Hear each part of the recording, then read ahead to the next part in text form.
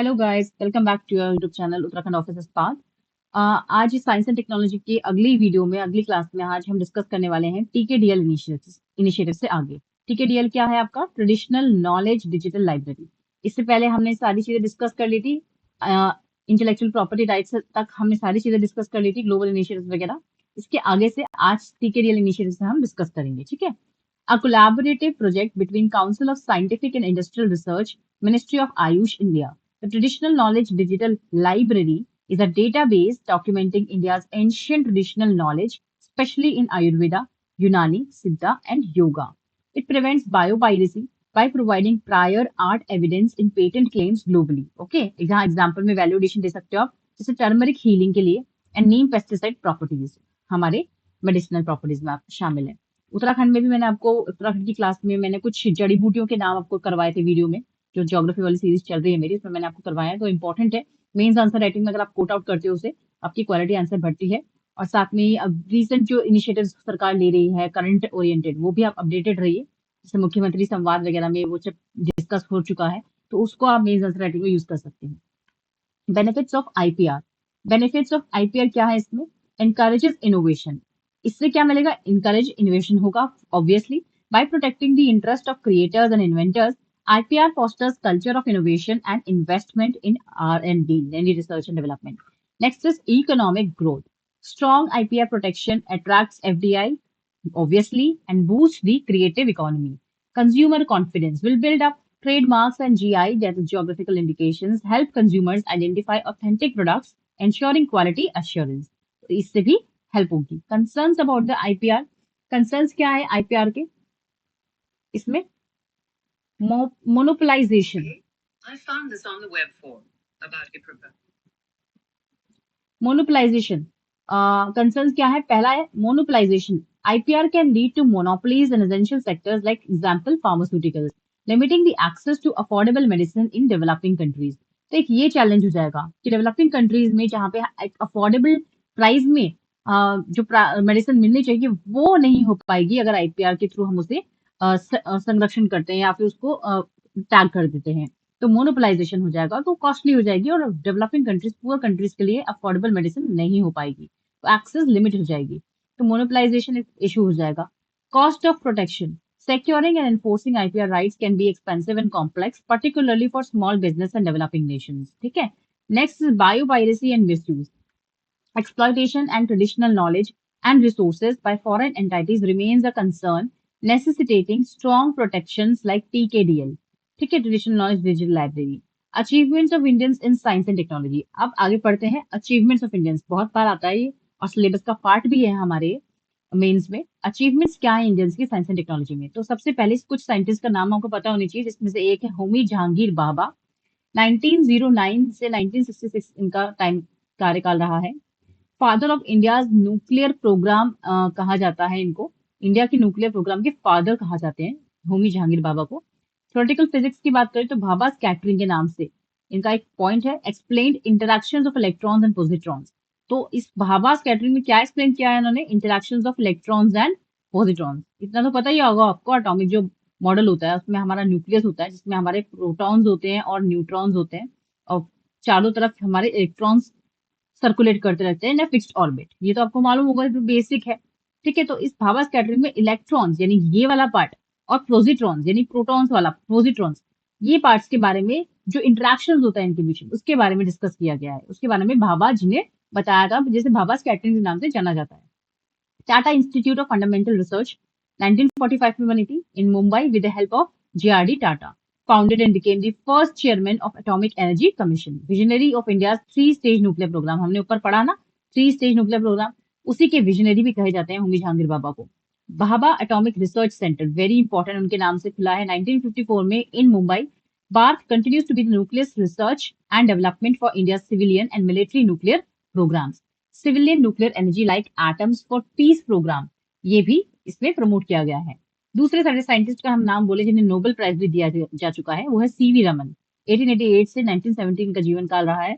He received the Nobel Prize in Physics in 1930। किस लिए मिला था उनको? रमन इफेक्ट के लिए। 1928 का जो उन्होंने रमन इफेक्ट दिया था, क्या था ये? C.V. Raman discovered that when light passes through a transparent material, a small fraction of the scattered light changes in wavelength, a phenomena known as Raman effect. मतलब क्या था ये रमन इफेक्ट? इन्होंने ये बताया था जब कोई लाइट पास करती है एक ट्रांसपेरेंट मटेरियल से, कोई ग्लास हो या कोई हवा हो या वाटर हो, जब उससे कोई लाइट पास करती है तो स्मॉल फ्रैक्शन ऑफ लाइट का स्कैटर्ड हो जाता है वापस इन wavelength form. The small fraction of light scattered back in wavelength form and a phenomena उसी phenomena को बोलते हैं रमन इफेक्ट. तो जो लाइट पास हुई एक ट्रांसपेरेंट मीडियम से मान लो, जो उसका स्मॉल फ्रैक्शन वापस रिफ्लेक्ट हुआ वो वेवलेंथ के फॉर्म में, that is known as Raman effect. Okay, it helps in development of Raman spectroscopy. Established Indian Institute of Science, scientific and educational impact क्या रहा? Raman's work brought international recognition to Indian science, inspiring future generations. तो एक international Prestige बना हमारे science and technology की दुनिया में.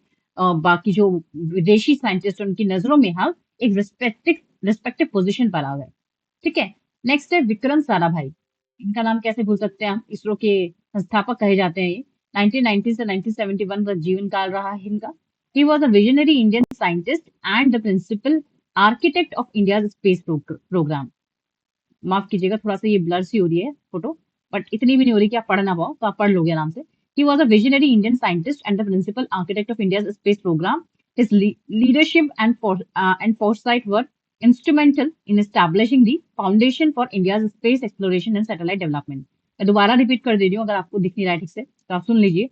He was a visionary Indian scientist and the principal architect of India's space program.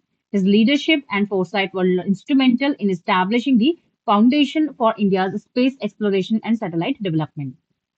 He established ISRO in 1961. Indian Space Research Organization की स्थापना करी थी विक्रम साराभाई जी ने 1969 में. Initiated development of Indian launch vehicles, that is SLV and ASLV. Then Aryabhatta satellite. Aryabhatta satellite 1975 में आई. India's first satellite played pivotal role in its launch. ठीक है, India की पहली सैटेलाइट कौन सी रही? आर्यभट्टा सैटेलाइट, जो कि 1975 में लॉन्च की गई थी. Advocated the use of space technology to address national development needs, promoted the application of satellites for communication, meteorology, remote sensing, etc. Sarabhai emphasized the importance of scientific research and education, promoting collaboration between scientists, engineers, and educators, fostered innovation and self-reliance. उन्होंने इस पे focus किया. Science and technology development and their applications and effects in everyday life. ये भी syllabus का part है कि everyday life में इसका क्या इंपॉर्टेंस है और इसके क्या एप्लीकेशंस है. जैसे applications of science and technology हम बात करें, हेल्थ केयर सेक्टर में क्या इसके एप्लीकेशंस है. Telemedicine, very very important. Telemedicine like e Sanjeevani, medical devices, affordable tools, for example validation कर सकते हो, low cost glucose meters, enhance health care accessibility. ये काफी ज्यादा इम्पैक्ट कर रहा है कहीं ना कहीं. एग्रीकल्चर सेक्टर में precision farming, satellite imagery and drones optimise the crop management and irrigation. ठीक है ना. सॉइल की क्वालिटी टेक्नोलॉजी से हम पता कर सकते हैं. ठीक है ना. जीएम क्रॉप्स मतलब फोटो खींच के फार्मर्स सॉइल की भेज देंगे एंड उसके बिहाफ पे भी सॉइल के अंदर क्या न्यूट्रिएंट्स की कमी है, क्या उसकी रिक्वायरमेंट्स है, वो सारी चीजें टेक्नोलॉजी के माध्यम से फार्मर्स को परकोलेट कर दी जाएंगी, उनको बता दी जाएंगी. तो देखिए कितना ज्यादा हेल्प हो गई है कहीं ना कहीं टेक्नोलॉजी से फार्मिंग में भी. GM crops, high yield, pest resistant crops, boost food security. नमो ड्रोन स्कीम, वेरी इंपॉर्टेंट. तो आप देख सकते हो नमो ड्रोन स्कीम का यहाँ पे उल्लेख है जीएम क्रॉप्स के अंदर. एजुकेशन सेक्टर में ई लर्निंग लाइक स्वयाम, जो हम पढ़ रहे हैं अभी ऑनलाइन, ये भी एक टेक्नोलॉजी के माध्यम से ही मैं आपसे जुड़ पा रही हूँ. जो दूर दराज रिमोटेस्ट एरियाज में हमारे उत्तराखंड में जो लोग बैठे हैं, अगर वहाँ इंटरनेट कनेक्शन है तो आप फ्री ऑफ कॉस्ट इस एजुकेशन का, इस हेल्प का फायदा उठा सकते हो और कॉम्पिटिटिव दुनिया में आगे बढ़ सकते हो, अपने आप को प्रूफ आउट कर सकते हो. तो ये कितना बड़ा हेल्प है एक तरीके से. जो पहले रिमोट एरियाज में जो लोग बैठे थे, पढ़ने के लिए कोई अच्छा सोर्स नहीं था, प्लेटफॉर्म नहीं था, आज एजुकेशन के टेक्नोलॉजी के माध्यम से एजुकेशन सेक्टर ने रेवोल्यूशनाइज किया है मेरे माध्यम से. मुझे तो ऐसा लगता है बहुत ज्यादा किया है. तो एजुकेशन में बहुत बड़ा रोल रहा है टेक्नोलॉजी का. ठीक है ना. Digital classrooms etcetera. ठीक है. नेक्स्ट है एनर्जी सेक्टर में and national solar mission, energy efficiency. For example be initiatives promote energy saving appliances and buildings. ठीक है. फिफ्थ ट्रांसपोर्टेशन में smart traffic management, high speed rail, metro rail, Namo Bharat, the Mumbai Ahmedabad bullet train, ये सारी चीजें आ रही हैं. This is what technology is. Space exploration, satellite communication, INSAT, GSAT, space mission में चंद्रयान, मंगलयान. ठीक है. और अभी जो लेटेस्ट न्यूज में चल रहा है एक्सेस करके कुछ, आप देखना उसे क्या है, अभी न्यूज़पेपर में, इंडियन एक्सप्रेस में डेली आ रहा है. ठीक है ना. Industry and manufacturing, automation, robotics, smart manufacturing, IoT, internet of thing applications improve the production, monitoring and management. Environment पे, पॉल्यूशन मॉनिटरिंग पे काफी अच्छा इम्पैक्ट है. एयर क्वालिटी सिस्टम पे इम्पैक्ट है. आईटी यानी इंफॉर्मेशन टेक्नोलॉजी में डिजिटल पेमेंट्स सबसे ज्यादा जो आज हम यूज करते हैं, UPI, Aadhaar transform, financial transactions and inclusion, e governance, digital India initiative, streamline the government service. Water management में भी टेक्नोलॉजी का रोल है. स्मार्ट मीटरिंग एंड डीएसएलिनेशन में. ठीक है. टेली कम्युनिकेशन में, मोबाइल कनेक्टिविटी में, 4G 5G नेटवर्क्स में, expanding internet access and digital services में. तो इन सब जगह टेक्नोलॉजी का डे टू डे लाइफ में हमारा यूज हो रहा है. तो आप इतने सारे, मैंने 11 पॉइंट्स दे दिए, अगर आपको एग्जाम में 5 से 6 पॉइंट्स भी याद आ गए तो बहुत अच्छा है. लेकिन with examples, with validations, with proper arguments, अगर आप मेंस में आंसर लिखते हो इस तरह तो आपको इफेक्ट करेगा. करंट पे ये कुछ पहले का करंट है, और अभी का जो लेटेस्ट करंट है वो आपका होमवर्क रहेगा, आप उस पर देखेंगे. ठीक है. फिर भी मैं आपको ये वाला जो करंट मैंने लिखा है इसे मैं आपको एक बार बता देती हूँ. होप सो आपको कहीं काम आ जाए. ठीक है. क्विक रिवीजन कर लेते हैं एक बार इसका. Satellite based toll collection news में रहता है. A satellite based toll system, also known as GNSS tolling, uses global navigation satellite system technology to track and charge vehicles for tolls. The system, आपको पता ही होगा ना, टोल हाईवे पे जो toll लिए जाते हैं, बिना ज्यादा रुके आपको फटाफट से टोल, ऑटोमेटिक नंबर प्लेट लगते ही आपका टोल कट जाता है और आप तुरंत रिचार्ज, नहीं तो पहले लंबी लंबी लाइनें लगी रहती थी टोल पे. ठीक है. तो ये सैटेलाइट से, ये टेक्नोलॉजी से काफी हेल्प हुई है. जो टाइम है वो बहुत बचा है. ठीक है. Installing GPS tracking devices, collecting vehicle information like registration number, vehicle type, calculating the tolls when a vehicle enters a highway. The system records its entry and calculates the distance traveled with it when it exists. When it exists exit, the toll is then deducted from the vehicle's bank account, eliminating physical tolls booth. The system uses virtual toll booth. इस तरीके से आप देख सकते हो कितनी help मिली है toll पे. ठीक है. Providing a free flow pass and improving the efficiency also.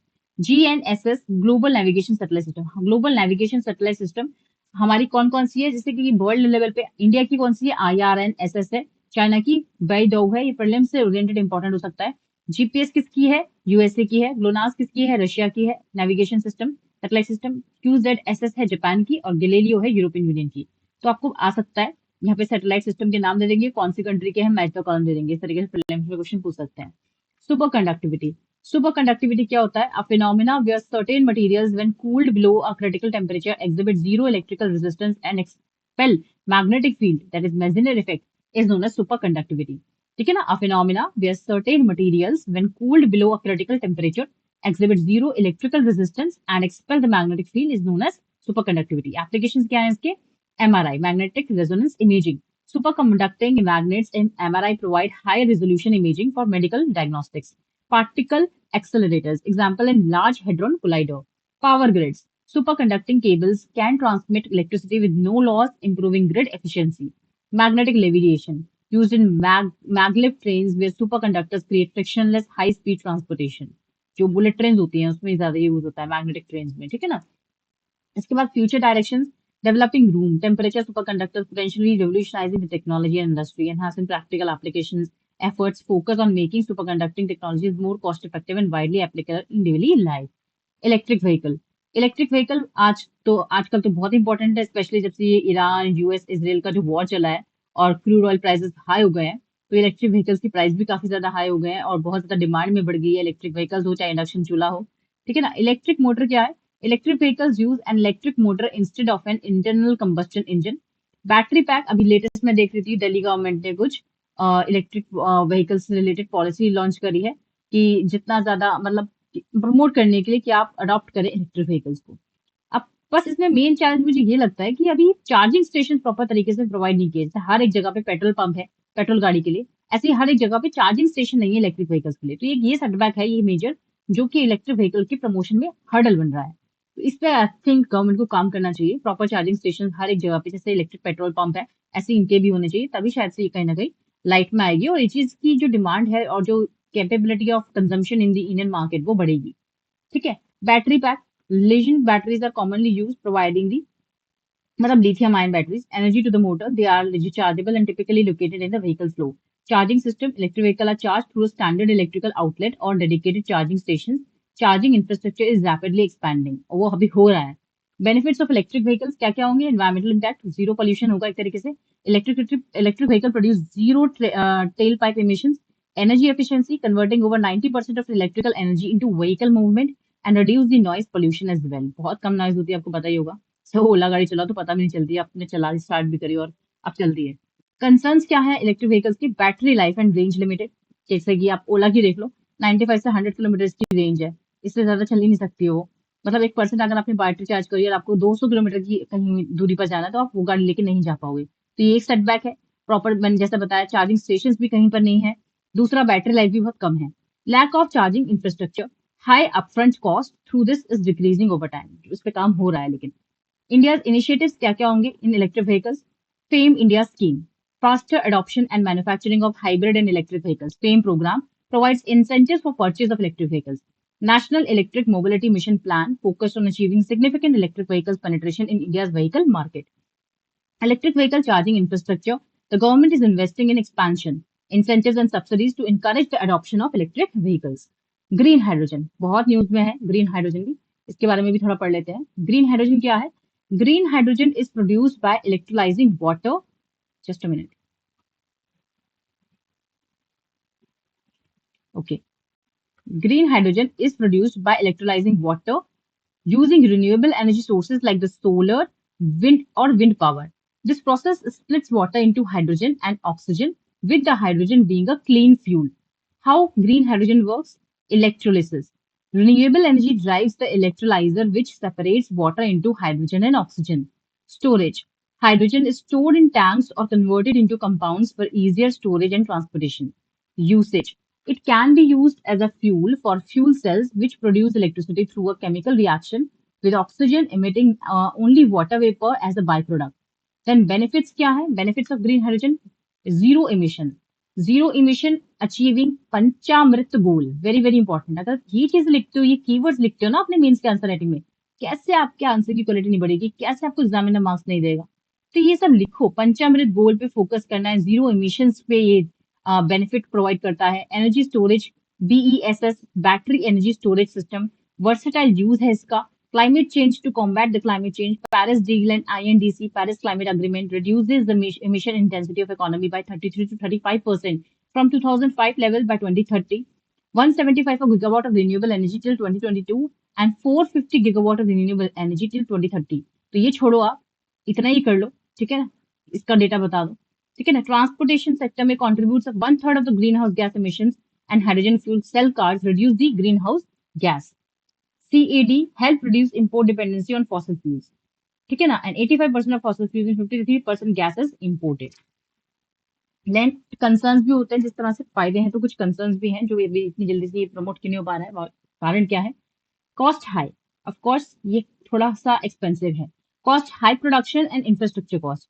Efficiency. Energy conversion process can be less efficient compared to direct use of renewable electricity. Lack of infrastructure development. Risk sector taking होता है तो ये lack of infrastructure development भी है. Then India का initiative क्या है? What is India's initiative in green hydrogen production? National green hydrogen mission launch किया है इंडिया ने to make India the global hub for production, usage, and export of the green hydrogen and its derivatives. Production projects. Government and private sector initiatives to establish green hydrogen production facilities and integrate them with renewable energy sources. National Green Hydrogen Mobility Project, NTPC, HCNG, etc. Concern क्या है अभी? Hydrogen is highly inflammable gas, हमें पता है, ये major concern है. तो आग लगने का रिस्क बहुत ज्यादा होता है. ये मेजर कंसर्न है हाइड्रोजन का. ठीक है ना, हाइड्रोजन गैस का. तो बेसिकली यहाँ पे हमें काम करना है और वर्कआउट करना है. तो ये हमने सब चीजें डिस्कस कर ली हैं आज की अपनी साइंस एंड टेक्नोलॉजी की क्लास में. आई होप ये वीडियो आपके लिए फायदेमंद रही होगी, आपके आने वाले मीन्स में आपको हेल्प आउट करेगी. खुद से आप नोट्स बनाइए अपनी हैंड राइटिंग में और पूरी वीडियोस को देखिए, बाकी लोगों के साथ भी शेयर आउट कीजिए.